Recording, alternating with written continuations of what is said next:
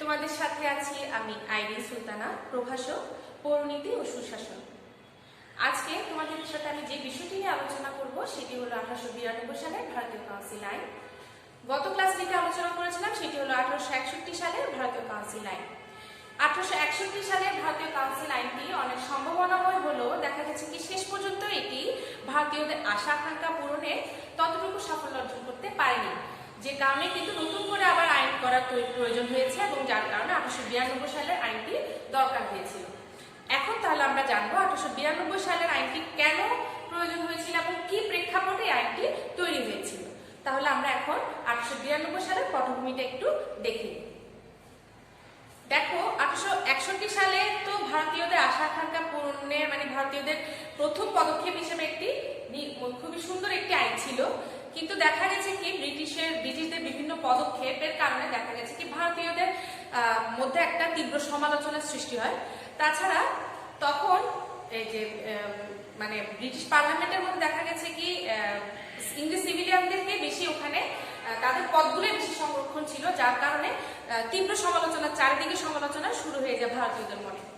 তাছাড়া সংবাদপত্র, ভারতের সংবাদপত্র যেগুলো ছিল সেগুলো দেখা গেছে কি রাজনৈতিক প্রসার ঘটানোর জন্য চারদিক থেকে সরকারের সমালোচনা এবং জনমতকে জাগিয়ে তোলার ক্ষেত্রে ব্যাপকভাবে সাড়া ফেলেছিল সংবাদপত্রগুলো। তার কারণেও কিন্তু ভারতীয়দের মনে একটা আন্দোলনের সৃষ্টি হয়েছিল। তাছাড়া লর্ড লিটনের যে প্রতিক্রিয়াশীল শাসননীতি ছিল এর বিরুদ্ধে ভারতীয় শিক্ষিত শ্রেণী যারা ছিল তারা তীব্র আন্দোলন শুরু করে এবং এই যে লর্ড লিটনের সংবাদপত্র দমন আইন এবং অস্ত্র আইনের বিরুদ্ধে তখন একটা আন্দোলন আরো বেশি তীব্রতর হয়ে ওঠে।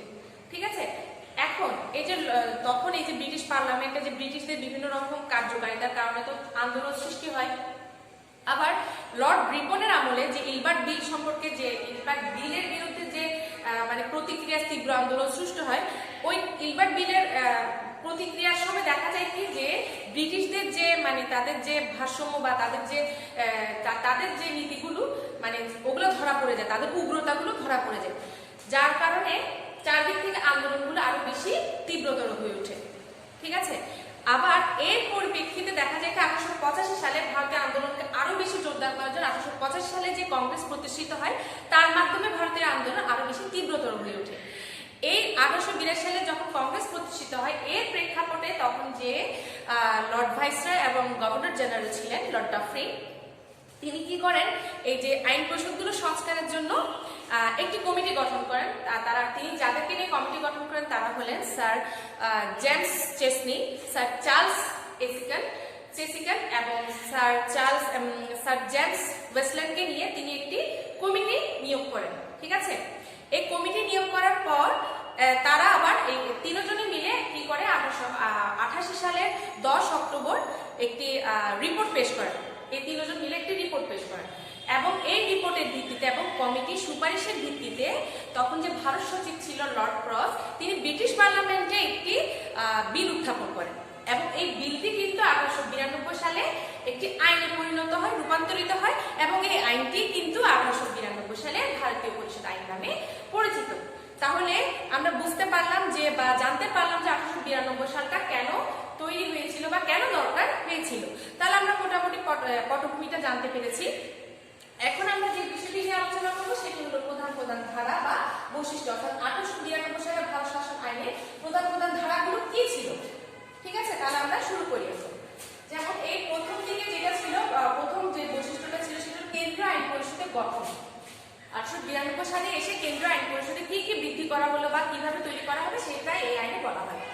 1892 সালে ভারত শাসন আইনে বলা হয় যে কেন্দ্রীয় আইন পরিষদের গঠন সম্পর্কে এখানে বলা হয়, আইনে বলা হয় যে কেন্দ্রীয় এবং প্রাদেশিক আইন পরিষদের সদস্য সংখ্যা বৃদ্ধি করা হবে এখানে, এবং কেন্দ্রীয় আইন পরিষদের সদস্য সংখ্যা কমপক্ষে সর্বনিম্ন 10 জন এবং সর্বোচ্চ 16 জন হতে হবে। কয়জন? সর্বনিম্ন 10 জন এবং সর্বোচ্চ 16 জনের মধ্যে হতে হবে। এবং এখানে বলা হয়েছে কি 16 জনের মধ্যে আবার 6 জন হবে সরকারি সদস্য, 6 জন হবে সরকারি সদস্য, এর বেশি হতে পারবে না। আবার যে 10 জনের মধ্যে অতিরিক্ত সদস্য 16 জনের মধ্যে 6 জন হবে সরকারি সদস্য এবং বাকি যে 10 জন আছে সেই 10 জন হবে বেসরকারি সদস্য। তাহলে এখানে সরকারি সদস্য, বেসরকারি হয়েছে এবং এই অতিরিক্ত সদস্যগুলো নির্বাচিত করবে কে? Governor general.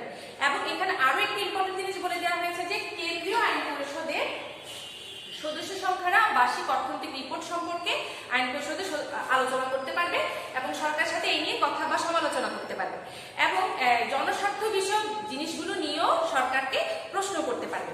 তাহলে দেখা গেছে কি কেন্দ্রীয় আইন পরিষদে কি কি অধিকার বা আইন লেখা হয়েছে সেটা আমরা জানতে পারলাম। এখন আমরা জানবো প্রাদেশিক আইন পরিষদের গঠন সম্পর্কে। প্রাদেশিক আইন পরিষদের গঠন সম্পর্ক কিন্তু ঠিক একই কথা বলা হয়েছে। এখানেও বলা হয়েছে যে কেন্দ্রীয় পরিষদের মতো প্রাদেশিক আইন পরিষদও কি করা হবে? সদস্য সংখ্যা বৃদ্ধি করা হবে। হ্যাঁ, সদস্য সংখ্যা বৃদ্ধি করা হবে। যেহেতু আমরা প্রাদেশিক পরিষদের কথা বলছি প্রদেশের মধ্যে, যেমন বঙ্গীয় প্রাদেশিক আইন পরিষদের মধ্যে বলা হয়েছে কি বঙ্গীয় আদেশে 20 জনের বেশি সদস্য সংখ্যা হতে পারবে না। ঠিক আছে, তাহলে বঙ্গীয় প্রদেশের মধ্যে বলা হয়েছে কি 20 জনের বেশি সদস্য সংখ্যা হতে পারবে না। এবং মাদ্রাজ এবং বোম্বাই প্রদেশের মধ্যে হতে পারবে সর্বনিম্ন 8 জন এবং সর্বোচ্চ 20 জনের বেশি হতে পারবে না, সেখানেও বলে দেওয়া হয়েছে। আবার উত্তর প্রদেশের মধ্যে বলে দেওয়া হয়েছে কি এখানে সদস্য সংখ্যা হবে 15 জন। এখানে নির্দিষ্ট করে বলে দেওয়া হয়েছে যে কি বলে দেওয়া হয়েছে হবে কমপক্ষে 15 জন। তাহলে আমরা প্রাদেশিক আইন পরিষদের সদস্য সংখ্যা কতজন হবে সেটিও আমরা জানতে পেরেছি। সেখানেও কিন্তু বলে দেওয়া হয়েছে কি সরকারকে বিভিন্ন প্রশ্ন করতে পারবে এবং সরকারের বিভিন্ন নীতি সম্পর্কে সমালোচনা করতে পারবে প্রাদেশিক আইন পরিষদের সদস্যরা। তাহলে আমরা প্রাদেশিক আইন পরিষদের গঠন সম্পর্ক জানতে পেরেছি। এখন আমরা যে বিষয়টি নিয়ে আলোচনা করব সেটি হলো নির্বাচন বিধি। নির্বাচন বিধিটা কিরকম, মানে কেন্দ্রের আইন পরিষদের সদস্যদের নির্বাচনটা কে করবে বা প্রাদেশিক আইন পরিষদের নির্বাচন পরিধিটা কিরকম সেটি আমরা এখন জানবো। এখানে বলা হয়েছে প্রথমে কেন্দ্রে যে নির্বাচন বিধি সেটা কিরকম হবে। কেন্দ্রের নির্বাচন বিধিটা হবে এখানে এমনি কিন্তু নির্বাচন বিধির দায়িত্বগুলো দেওয়া হয়েছে গভর্নর জেনারেলকে। তিনি সদস্যদেরকে মনোনীত বা নির্বাচিত করবেন ভারত সচিবের অনুমোদন সাপেক্ষে। ঠিক আছে, তাহলে এখন আমরা জানবো কেন্দ্রের নির্বাচন বিধি কি ছিল। কেন্দ্রের নির্বাচন বিধি ছিল যে এখানে বলা হয় এই আইনের মাধ্যমে বলা হয়েছে যে এই কেন্দ্রে নির্বাচন বিধি 5 জন নির্বাচিত সদস্য থাকবে। কয়জন? 5 জন নির্বাচিত সদস্য নির্বাচন করা হবে। এই 5 জন নির্বাচিত সদস্যের মধ্যে এই 5 জন নির্বাচিত সদস্যগুলো কিন্তু পৌরসভা, তারপর বিশ্ববিদ্যালয় সিনেট এবং বিভিন্ন বণিক সভার সুপারিশের ভিত্তিতে মনোনীত হবে। ঠিক আছে, 5 জন নির্বাচিত সদস্যরা এদের মাধ্যমে মনোনীত হবে এবং এই 5 জন সদস্যদের মধ্যে 4 জন সদস্য হবে। এই 5 জন সদস্যদের মধ্যে 4 জন কিন্তু কি করবে? মনোনীত গভর্নর এরা হবে নির্বাচিত হবে এবং বাকি একজন তাকে কলকাতা বণিক সংঘের ওরা নির্বাচিত করবে। ঠিক আছে, তাহলে আমরা 5 জনের মধ্যে 4 জন এবং একজন নির্বাচিত, তারা সবগুলো হবে নির্বাচিত এবং তাদেরকে নির্বাচন করবে কে? Governor general. এবং তারা মনোনীত হবে বিভিন্ন বণিক সভা, পৌরসভা এবং বিশ্ববিদ্যালয় সিনেটের কর্তৃক মনোনীত হবে। এখন আমরা যে বিষয়টি জানতে পারবো সেটা হলো প্রদেশের নির্বাচন বিধি সম্পর্কে আমরা জানতে পারবো।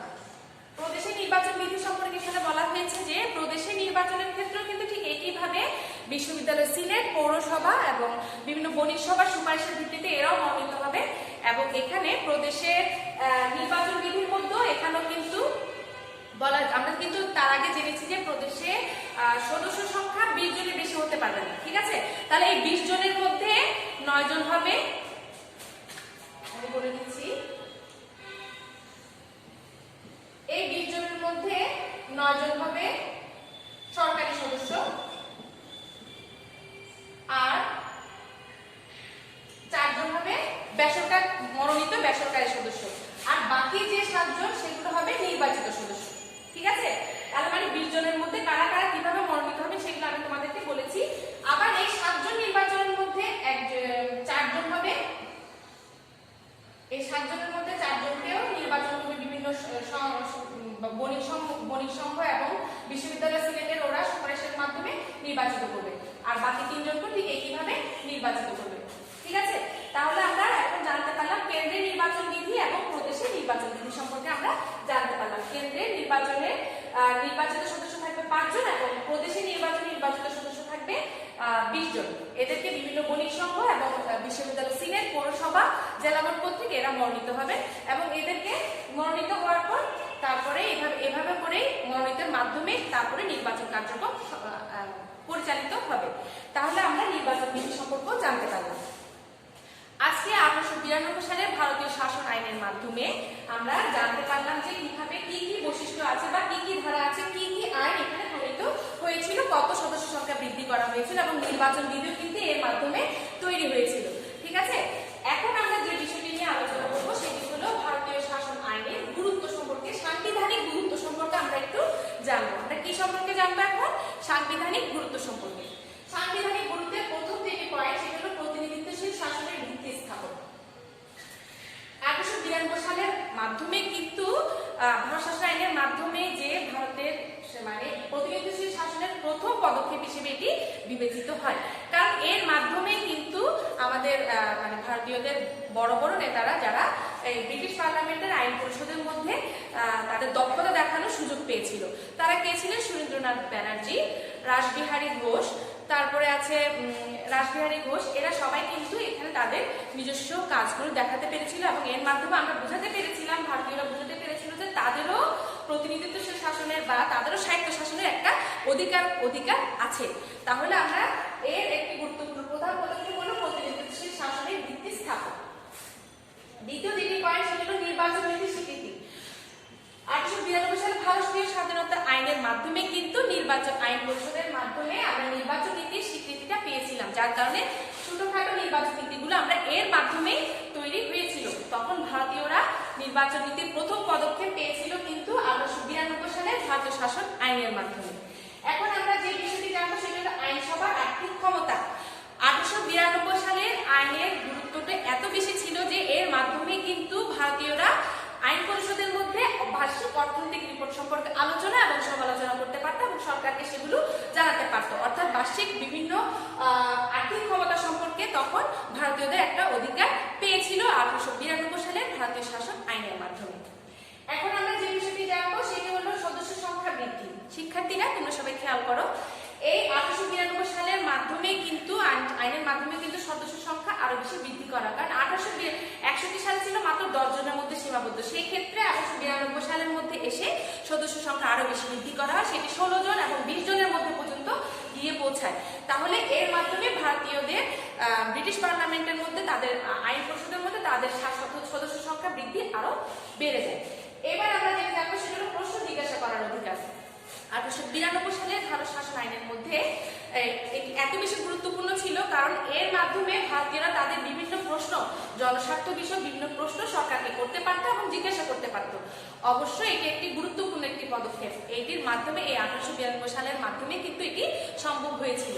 তাহলে আমরা 1892 সালের সাংবিধানিক গুরুত্ব সম্পর্কে জানতে পেরেছি। অবশ্যই আমরা বুঝতে পারলাম যে এর মাধ্যমে 1892 সালের ভারত শাসন আইনটি কতটুকু গুরুত্বপূর্ণ ছিল এবং এটি ছিল প্রতিনিধিত্বশীল শাসনের একটি প্রথম পদক্ষেপ হিসেবে বিবেচিত হয়। তাহলে শিক্ষার্থীরা আজকে এই পর্যন্তই থাক। তোমরা সবাই ভালো থাকবে, সুস্থ থাকবে এবং অনলাইন ক্লাসগুলো করার চেষ্টা করবে। তাহলে তোমরা সবাই বুঝতে পারবে যে আমরা এখন কি নিয়ে আমাদের এখন কি পড়তে হবে এবং কি জানতে হবে। অবশ্যই জানার কোনো শেষ নেই। তোমরা সবাই ভালো করে পড়ালেখা করবে এবং নিরাপদে থাকবে। আল্লাহ হাফেজ।